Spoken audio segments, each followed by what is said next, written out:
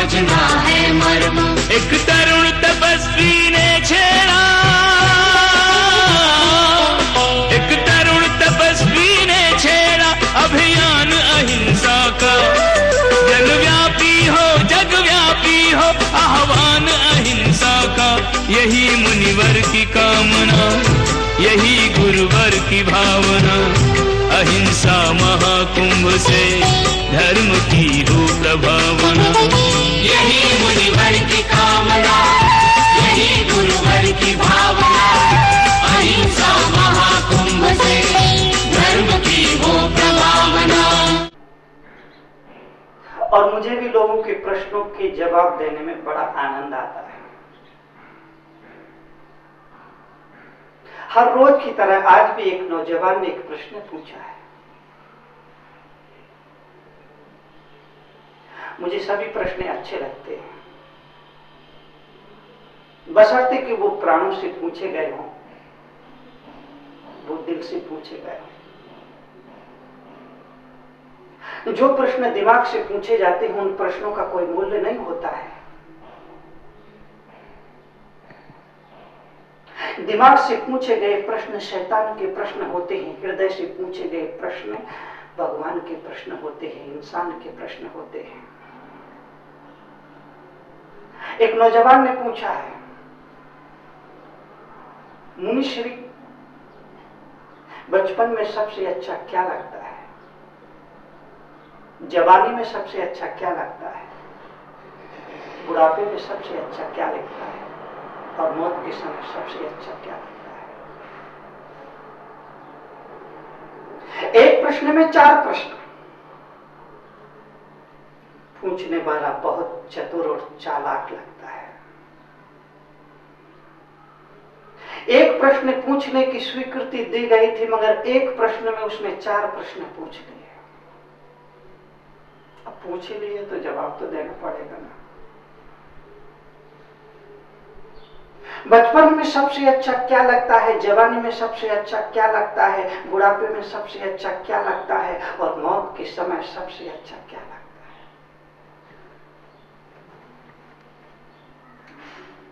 इस प्रश्न पर मैं काफी गंभीरता से विचार करता हूं, चिंतन करता हूं, मनन करता हूं, और उसका एक ऐसा उत्तर सोचता हूं, एक ऐसा उत्तर निकाल करके लाता हूं जो वाकई में सही मायनों में प्रश्न का उत्तर बन जाए। मैंने काफी विचार किया, काफी चिंतन किया, काफी मनन किया, काफी इस पर गंभीरता से विचार किया और जानना चाहा कि बचपन में आदमी की क्या पसंद होती है, जवानी में आदमी की क्या पसंद होती है, बुढ़ापे में आदमी की क्या पसंद होती है, और मृत्यु के वक्त जीवन के अंतिम लम्हों में आदमी की क्या पसंद होती है। मुझे जो उत्तर मिला वो आपके सामने रखता हूं। आप भी मेरे उत्तर पर विचार करना और लगे कि सच है तो स्वीकृति देना। मैंने सोचा तो मैं इस निष्कर्ष पर पहुंचा कि बचपन में मां सबसे अच्छी लगती है, बचपन में मां सबसे अच्छी लगती है, जवानी में समझ गए इसका मतलब। बचपन में मां सबसे अच्छी लगती है, जवानी में पत्नी सबसे अच्छी लगती है। कैसी रही? बचपन में ये आपका अनुभव बोले तो मेरा उत्तर सही होगा, ये आपके प्राण बोले तो मेरा उत्तर सही होगा। इन शब्दों पर, इस उत्तर पर आपका मुख, आपका सिर सहज स्वीकृति में हिल जाए तो मेरा उत्तर सही होगा। मैं निवेदन करना चाहता हूँ, गुजारिश करना चाहता हूँ कि बचपन में माँ अच्छी लगती है, जवानी में पत्नी अच्छी लगती है, और बुढ़ापे में दादाजी आप बोलो ना। जी मैं आपसे पूछ रहा हूं, बोलो बोलो। मैं आपसे कहूंगा, निवेदन करूंगा कि बचपन में माँ सबसे अच्छी लगती है, जवानी में पत्नी सबसे अच्छी लगती है, और बुढ़ापे में पोता सबसे अच्छा लगता है। दादाजी का सिर हिल गया। बुढ़ापे में पोता सबसे अच्छा लगता है और मृत्यु के समय भगवान सबसे अच्छे लगते हैं। अक्सर लोगों को मृत्यु के समय ही भगवान से प्यार होता है। तभी तो कोई मर जाता है ना तो कहते हो कि आज फला आदमी भगवान को प्यारा हो गया, मर गया तो प्यारा हो गया। लोग मरते वक्त, लोग अंतिम समय में, लोग आखिरी समय में, लोग मरने के समय में, लोग मरने की बेला में, लोग मृत्यु के समय भगवान से प्यार करते हैं। जबकि कायदा ये है, जबकि कानून ये है, जबकि नियम ये है, जबकि फर्ज ये है, जबकि ड्यूटी ये है कि बचपन में भी भगवान अच्छा लगना चाहिए, जवानी में भी भगवान के प्रति आस्था रहनी चाहिए, बुढ़ापे में तो भगवान के प्रति समर्पण का भाव होना ही चाहिए। तो मृत्यु के वक्त तो भगवान तुम्हारे साथ हो गए।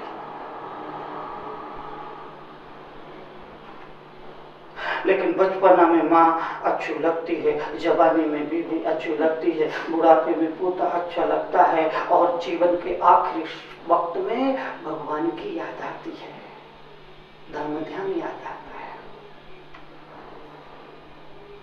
बचपन में माँ अच्छी लगे ये बात समझ में आती है, जवानी में पत्नी अच्छी लगे ये बात भी समझ में आती है, बुढ़ापे में पोता सबसे अच्छा लगे ये बात भी समझ में आती है मुझे। मगर आपको मेरी बात भी समझ में आनी चाहिए। मैं निवेदन करना चाहता हूँ, गुजारिश करना चाहता हूँ आपसे, पूरी विनम्रता से, पूरी शालीनता से कहना चाहता हूँ कि धर्म जीवन की संपदा है, धर्म जीवन की संपत्ति है, धर्म जीवन की आत्मिक उपलब्धि है, धर्म जीवन की बहुमूल्य संपदा है। ये बचपन में भी इसका मूल्य आका जाना चाहिए, जवानी में इसका मूल्य बरकरार होना चाहिए, बुढ़ापे में भी इसकी मूल्य, इसकी कीमत हमारे दिल दिमाग में एकदम सही होनी चाहिए। तो मृत्यु के वक्त धर्म हमारी रक्षा करेगा, धर्म हमारा साथ देगा, धर्म हमारी यात्रा में सहयोगी बनेगा। धर्म तो पथेर है जिंदगी के लिए, धर्म रास्ता दिखाता है जिंदगी का, धर्म ऊंचा उठाता है जिंदगी को, धर्म जिंदगी का असली दोस्त है, असली मित्र है। धर्म से बढ़कर के और कोई कल्याण मित्र हो नहीं सकता।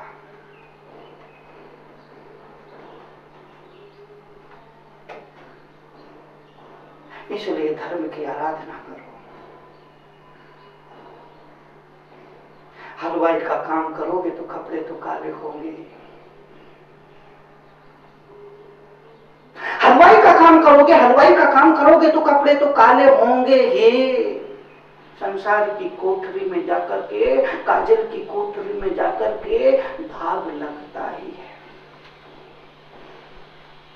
धर्म के बल पर, धर्म के प्रभाव से आदमी मनुष्य बनता है, मनुष्य का काया पाता है, मनुष्य का चोला पाता है, मनुष्य का जीवन पाता है, मनुष्य की जिंदगी पाता है। लेकिन इस दुनिया में आकर के, दुनिया के राग रंग में आकर के, दुनिया के आकर्षण में आकर के ये संसार उसे अपनी गिरफ्त में ले लेता है, ये संसार उसे अपनी गिरफ्त में लेकर के उसे अपना बना लेता है। वो जीवन को भूल जाता है, जीवन के मूल्य को भूल जाता है और जिंदगी के आचरण से स्खलित हो जाता है।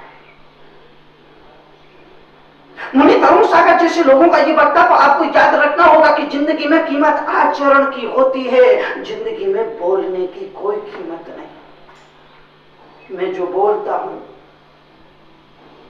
उसका जितना प्रभाव होता है उससे भी कहीं अधिक प्रभाव मेरे जीवन का होता है, मेरे जीवन के आचरण का होता है। क्योंकि जो मुख से बोला जाता है वो कानों पे जाकर के खत्म हो जाया करता है, मगर जो जीवन बोलता है वो प्रभावी होता है। जीवन जो बोलता है उसका प्रभाव अमिट होता है, जीवन जो बोलता है उसका प्रभाव स्थायी होता है। इसलिए मुझे कहना पड़ा कि कीमत आचरण की है, बोलने की नहीं। जैसे कोई बाल्टी नल के नीचे है, नल खुला है, पानी का पड़ना चालू है, उसमें से आवाज आती है। नल के नीचे कोई बाल्टी रखी हुई है, नल के नीचे कोई बाल्टी रखी हुई है, नल खुला हुआ है, पानी बाल्टी में पड़ता है तो उसकी आवाज आती है, आवाज आती है, आवाज आती है। 2-3 मिनट तक आवाज आती है, बाद में धीरे धीरे आवाज कम होती जाती है और कुछ समय के पश्चात तो लगता है जैसे आवाज का आना एकदम बंद हो गया। तो पूछा गया, क्या नल बंद हो गया? क्या बाल्टी भर नहीं रही है? क्या पानी आ नहीं रहा है? जवाब मिलता है, बाल्टी पूरी भर गई है, इसलिए आवाज आना बंद हो गई है। कमाल की बात है, जब बाल्टी में पानी थोड़ा होता है, बाल्टी भरना शुरू होती है तो बहुत जोर जोर से आवाज करती है, बहुत जोर जोर का आवाज आती है। लेकिन जब बाल्टी भरती जाती है, ज्यों ज्यों भरती जाती है, ज्यों ज्यों पानी का स्तर बढ़ता जाता है, आवाज कम होती जाती है, शोरगुल कम होता जाता है, आवाज कम होती जाती है। और जब बाल्टी पूरी तरह से भर जाया करती है, आवाज एकदम बंद, एकदम शांति हो जाती है। जिंदगी में जैसे जैसे ज्ञान, सम्यक ज्ञान बढ़ता है, आदमी का अहंकार कम होता जाता है। जैसे जैसे अहंकार, जैसे जैसे आदमी की जिंदगी में ज्ञान बढ़ता है, सम्यक ज्ञान बढ़ता है, आदमी का अहम टूटता जाता है, आदमी के जीवन में विनम्रता आती जाती है, आदमी के जीवन में शालीनता आती जाती है, आदमी के जीवन में शांति आती जाती है, आदमी के जीवन का अहम गलता जाता है। सम्यक ज्ञान का फल विनम्रता है, ज्ञान का फल शालीनता है, ज्ञान का फल झुकना है। अगर आदमी अहंकारी है, अगर आदमी दम्भी है, अगर आदमी अभिमानी है, तो समझना चाहिए उसमें ज्ञान की कमी है। आजकल के पढ़े लिखे लोग तो ज्यादा अकड़ते हैं। पढ़े लिखे लोग जिनको साक्षर तुम कहते हो, जिनको बुद्धिजीवी तुम कहते हो, जिनको समझदार तुम कहते हो, मैं मुनि तरुण सागर आपको निवेदन करना चाहता हूं कि आज के तथाकथित लोग, पढ़े लिखे लोग अपने आप को ज्यादा अहंकारी समझते हैं, ज्यादा अकड़ते हैं, ज्यादा अभिमान करते हैं, ज्यादा युगों में रहते हैं, ज्यादा दम्भी हो जाया करते हैं। जबकि इस मुल्क का ज्ञानी कहता है, जबकि इस मुल्क का ऋषि कहता है, जबकि इस मुल्क का मुनि कहता है, जबकि इस मुल्क का तीर्थंकर कहता है, जबकि इस मुल्क का संत पुरुष कहता है कि ज्ञान का फल विनम्रता है, ज्ञान का फल नम्रता है, ज्ञान का फल शालीनता है, ज्ञान का फल झुकना है। वृक्षों पर फल आते हैं तो डालियां झुक जाया करती हैं, वृक्षों पर फल आते हैं तो वृक्ष झुक जाया करते हैं। बाल्टी भर गई तो आवाज आना बंद हो जाती है। जिंदगी में जैसे जैसे ज्ञान बढ़ेगा, सम्यक ज्ञान बढ़ेगा, सच्चा ज्ञान बढ़ेगा, विनम्रता आएगी, शालीनता आएगी, विनम्रता आएगी, नम्रता आएगी। ऐसा आदमी औरों को आदर देगा, ऐसा आदमी बड़े बुजुर्गों का सम्मान करेगा, ऐसा आदमी किसी ज्ञानी पुरुष को देख करके उसके चरणों में झुकेगा, आशीर्वाद लेगा, जीवन में धन्यता का अनुभव करेगा। ये ज्ञान का फल है, ये शिक्षा का फल है, ये विद्या का फल है। विद्या ददाति विनयम, ये भारत का उद्घोष है, ये भारतीय संस्कृति का मूल मंत्र है, ये भारतीय मनीषा का मूल उत्सव है। कीमत आचरण की होती है और वो आचरण बचपन में ही प्रकट हो जाना चाहिए। भगवान केवल मृत्यु के समय याद ना आए। बचपन में माँ अच्छी लगे बात समझ में आ जाएगी, पत्नी जवानी में अच्छी लगे बात समझ में आ जाएगी, बुढ़ापे में पोता के प्रति मोह हो ये बात भी समझ में आ जाएगी, मगर मुझे आपकी बात समझ में आएगी, मगर आपको मेरी बात भी समझ में आ जाना चाहिए। अगर आप धर्म करना चाहते हैं तो ये मत सोचिए कि बुढ़ापे में मृत्यु के वक्त करेंगे, जीवन के अंतिम समय में करेंगे, जब मृत्यु सैया निकट होगी तब करेंगे, मरण काल में करेंगे। ये फूल ये भ्रम अपने जीवन से आज अभी इसी वक्त निकाल दीजिए। धर्म आज अभी और इसी वक्त करें, पता नहीं कल हो ना हो, क्या पता। बचपन में माँ सबसे अच्छी लगती है, जवानी में पत्नी सबसे अच्छी लगती है और बुढ़ापे में पोता सबसे अच्छा लगता है और मौत के समय भगवान सबसे अच्छे लगते हैं। पर भगवान तो सदा काल अच्छे हैं।